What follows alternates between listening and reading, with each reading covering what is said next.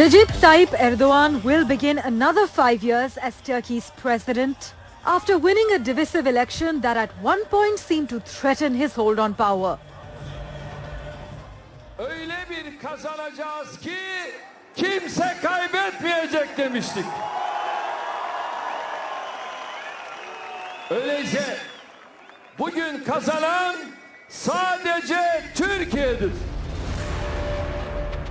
Erdogan's victory followed a bitter and closely fought campaign in which he accused his rival of being linked to terrorism and argued that the country faced chaos if the six-party opposition alliance came to power.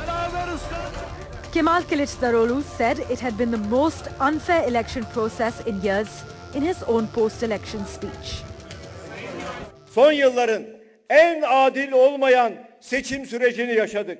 Devletin bütün imkanları bir siyasi partiye seferber edildi. Bir adamın ayakları altına serildi. At 69, Erdogan is already Turkey's longest-serving leader. He has survived a coup attempt in 2016 and is viewed as an Islamist leader. He has spoken about introducing a new constitution, and back in July 2020, he oversaw the conversion of Istanbul's historic Hagia Sophia into a mosque. Erdogan could remain in power until 2028. In comparison, Kılıçdaroğlu's party is Turkey's oldest political party, and he headed the six-party alliance.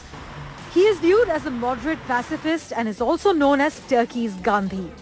Kılıçdaroğlu emerged as the strongest opposition challenge to Erdogan.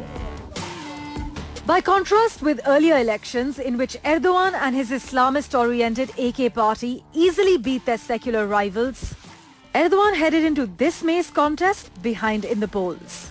But he defied the pollsters on the 14th of May, falling just short of an outright majority in the first round, a result that triggered a runoff vote. Turkey's place as a key NATO power at the junction of Europe and West Asia has made this election one of the most closely watched political contests in the world this year. With Erdogan embarking on another 5-year term, he is in a powerful position to influence not only the future direction of a democracy in the 85 million strong country, but also to shape politics in the region and beyond. He is rare among NATO leaders in maintaining good relations with Russia's President Vladimir Putin, even after Moscow's invasion of Ukraine.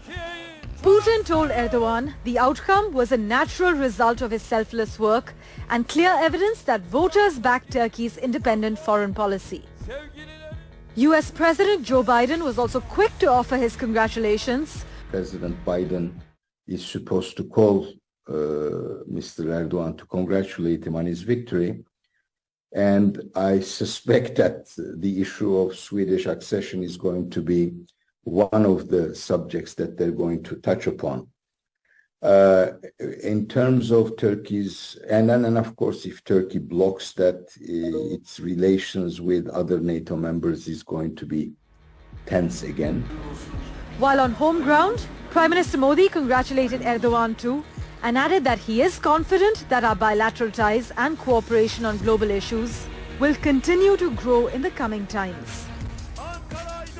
In his victory speech in Ankara, Erdogan himself signaled he is unlikely to compromise on his strongman style in the 5 years ahead. But there's one challenge that is not entirely in his control: Turkey's economy. The country has been suffering from sky-high inflation and a weak currency. So one big issue is whether Turkey will let the lira weaken further now that the election is over, or will be forced to do so by the markets. Parmeshwar Bawa for NDTV. Çok seviyoruz.